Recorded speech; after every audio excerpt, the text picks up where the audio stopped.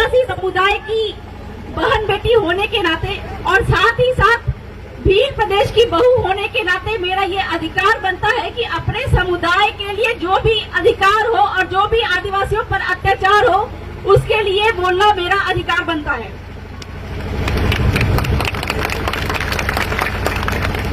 आज हम लोग यहाँ पर कलेक्ट्री में एकत्रित हुए हैं, अपने आदिवासी भाई प्रकाश भील को न्याय दिलाने के लिए एकत्रित हुए हैं। भाइयों, कलेक्टर महोदय जो है वो भारत का संविधान नहीं जानते हैं, तो हम लोग आज यहाँ पे उनको भारत का संविधान बताने के लिए, पढ़ाने के लिए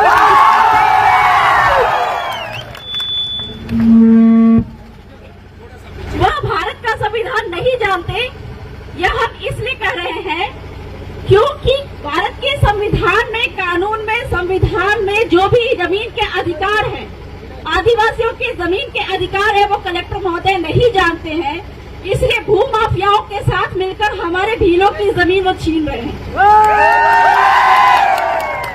और आज हम उनको यह अधिकार और कानून बताने के बावजूद भी आने वाले दिन में आदिवासियों पर, हमारे भीलों पर यह अत्याचार बढ़ता ही जाए तो हम उनको माननीय सुप्रीम कोर्ट में भी घसीटने से पीछे नहीं हटेंगे। इसके पहले भी हमने माननीय सुप्रीम कोर्ट में कई सारे पिटीशन दायर किए जहां पे कलेक्टर महोदय को खड़ा होना पड़ा है। तो कलेक्टर महोदय ये समझ ले कि वो कानून संविधान की कसम खा के आते हैं, वो अपने अनुसार कुछ भी नहीं कर सकते।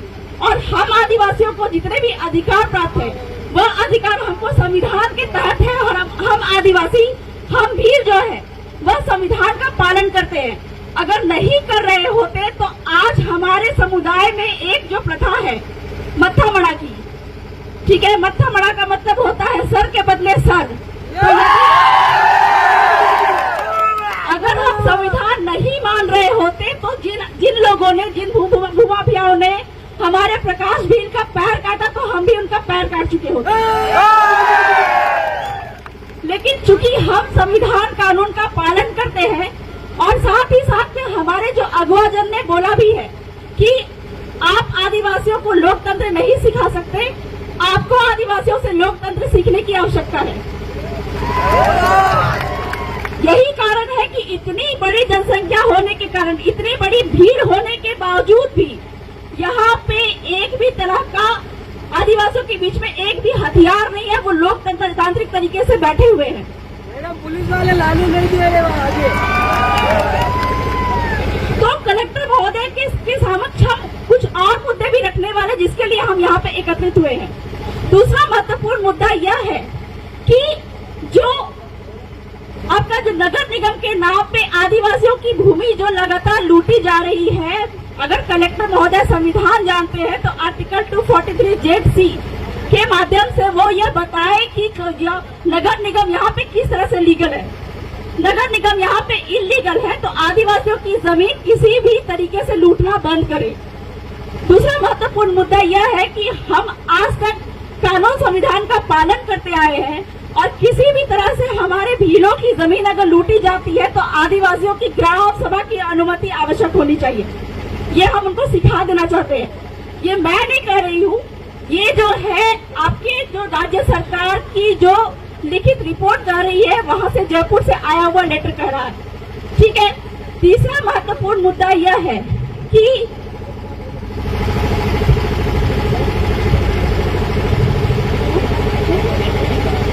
तीसरा महत्वपूर्ण मुद्दा यह है कि उदयपुर में यशोदाबाई और वाणीबाई की नसबंदी के दौरान डॉक्टर की लापरवाही से मौत हो गई, ठीक है। इस मुद्दे पर हम कहना चाहेंगे कि पूरे भारत भर में सबको जग जाहिर है, पूरे भारत भर में भीलों की जनसंख्या सबसे ज्यादा है और एक डेटा रिपोर्ट के अनुसार भीलों के बीच में ही नसबंदी प्रोग्राम चलाए जाते हैं। तो हमको ये जानना है कि हमारी बढ़ती जनसंख्या से लोगों को, सरकार को क्या दिक्कत है जिस कारण से नसबंदी का प्रोग्राम हमारे बीच में ही चलाया जाता है। तो यह नसबंदी का प्रोग्राम खत्म होना चाहिए। साथ ही साथ में मैं ये कहना चाहूंगी कि जितने भी तरह के हम मुआवजा की मांग कर रहे हैं, ठीक है, ये मुआवजा की मांग को आप पूरी करिए। साथ ही साथ में जो आपका जितने भी कानून संविधान में लिखित बातें हैं उन सभी बातों का पालन करें। तीसरी बात है कि जो हमारे आदिवासियों के बीच में, हमारे भीलों के बीच में, जो कलेक्टर महोदय कहते हैं कि हम यहाँ पे कानून संविधान का पालन कर रहे हैं, लेकिन यहाँ पे बात आती है कि जब आदिवासियों के जो भी रूढ़ी परंपरा है, उनकी पाल व्यवस्था है, उसके अंदर में जो कानून व्यवस्था, गांव के अंदर की कानून व्यवस्था को संभालने का अधिकार और पावर आदिवासियों को दिया गया है, तो वहाँ पर पुलिस वहाँ पे इंटरफेयर क्यों करती है? ये मैं नहीं कह रही हूँ, ये आपके संविधान में लिखित है। संविधान के 5वीं अनुसूची में लिखा है कि गांव के अंदर की व्यवस्था को गांव ही संभालेगा, वहाँ पे कोई बाहरी पुलिस इंटरफेयर नहीं करेगी।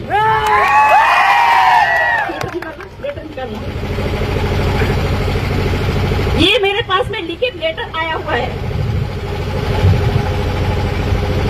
हमारे जो विधायक महोदय है राम प्रसाद जी डिंडोर, उन्होंने लिखित रूप में जो आदिवासियों पे लगातार मुकदमे पे मुकदमे होते जा रहे हैं, इसके मामले में आपका जो राज्य सरकार को लेटर लिखा, कार्मिक विभाग को लेटर लिखा, और बदले में जो जवाब आया, उस जवाब में उन्होंने ये जवाब दिया कि अगर गांव जो है अपने जो मुद्दे हैं, गांव के अंदर का किसी भी तरह का क्राइम होता है, उसको खुद जाके थाना में नहीं लिखवाता है, तो कोई भी पुलिस यहाँ पे नहीं आएगी। ये पावर दिया गया गांव को। साथ ही साथ में बहुत सारे क्वेश्चन हम लोगों ने किए थे, प्रश्न किए थे कि आदिवासियों के बीच में जो लगातार एफआईआर पे एफआईआर किए जा रहे हैं, इसको खत्म किया जाए।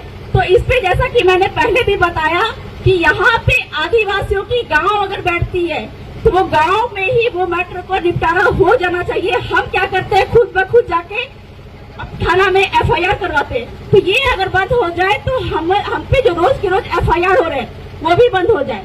चौथा मुद्दा ये है कि जो आदिवासियों की जो विवाह व्यवस्था है, जो छोटे छोटे मुद्दे पे हम क्या करते हैं कि मियाँ बीवी में आपस में झगड़ा हो जाता है तो मामले को ले जाते हैं कोर्ट में, जबकि कोर्ट भी यहाँ पे बोलता है कि आदिवासियों की जो पाल व्यवस्था है, भीलों की जो पाल व्यवस्था है, उसी पाल में आदिवासियों के जो लड़ाई के, जो शादी विवाह के जो मुद्दे हैं, वो उन्हीं पे निपटारा होगा।